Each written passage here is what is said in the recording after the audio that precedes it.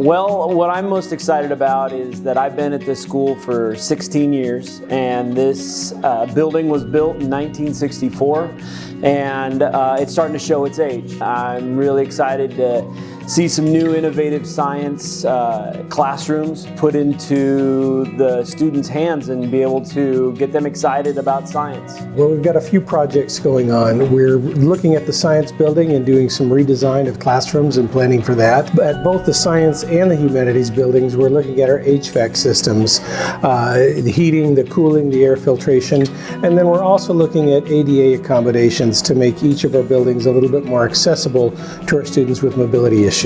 We've got 2 science teachers that are on mobile carts, and they're not able to have their own classrooms. One of them is a chemistry room. We've got 9 chemistry classes with 8 periods.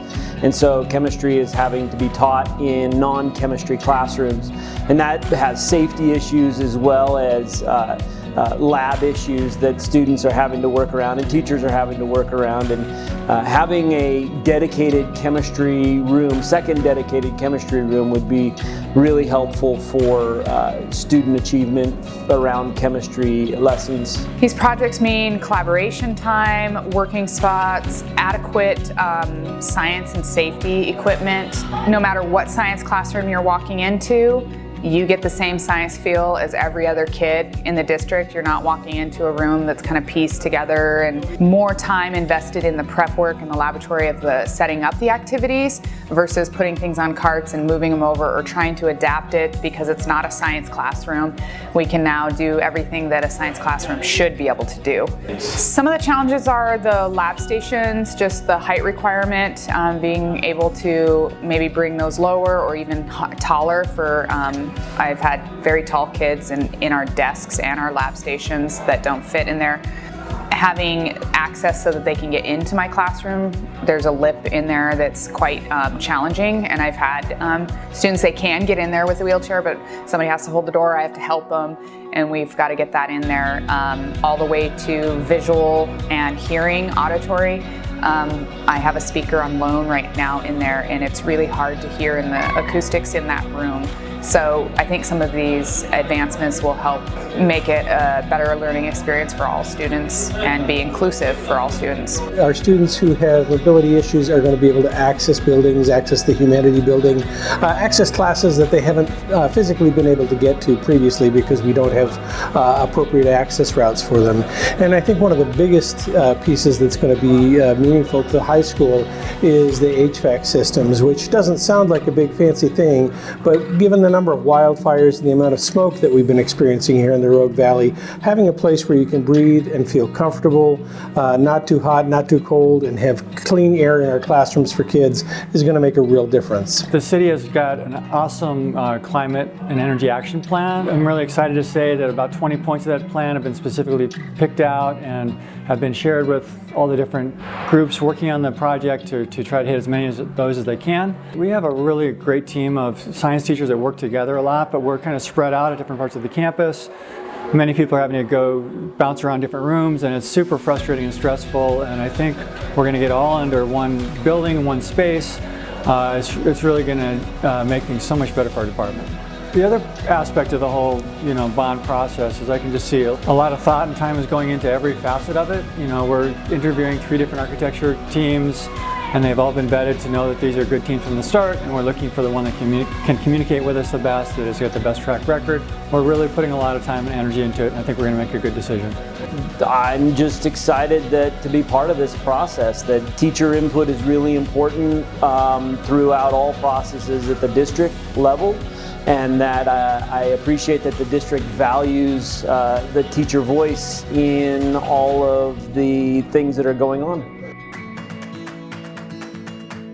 I'm really excited to see how our new building kind of reflects the values of Ashland. We've talked a lot about getting sustainable practices and sustainable parts of our building.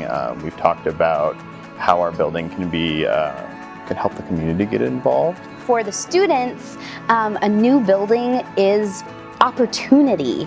We will hopefully have more computer lab space, classrooms that allow for whole group and small group and individual workspaces, maybe some extra rooms that help with extracurriculars like science and math and cooking, messy, fun, awesome things that kids love. We've had smoke visible in our building. We've had a lot of kids and adults coming to school in filters, masks, and I'm really excited to have systems to help it be a healthier environment. Most of our classrooms are not air conditioned. I want to say more than half of them do not have any kind of an air conditioning unit, and we do what we can with fans and things like ice in coolers with fans blowing over them, but it's really not enough, especially once we have 25 bodies in a room or 30 bodies in a room. It gets really, really warm, and it's a tough environment to learn and to teach in. Our bottom floor doesn't have any accessibility for people that are differently abled at all. It's one staircase down from inside and one very narrow staircase down from outside. So it's really not accessible at all. When it's hot, it's hot. When it's cold, it's cold. I am so excited to be able to have a building that feels really comfortable all year long. Popsicle breaks down in the basement because we can't do it in our classroom because we're melting ourselves. I don't want that to have to be a must. I want that to be a treat, not a have to, because we are so hot. Also, it'll be great to not have to wear coats all day long in our classrooms because it's really cold or because the boiler won't light that morning. Walker is already an amazing building, but I think with new developments and being able to think of making it a space where every kid, no matter their physical ability, gets to access every part of our school, that's an absolute must, and I'm so excited that we're going to be able to do that. What we hope is that we can have a school environment that is very much flexible and adaptive to different needs of classes, different needs of specific students.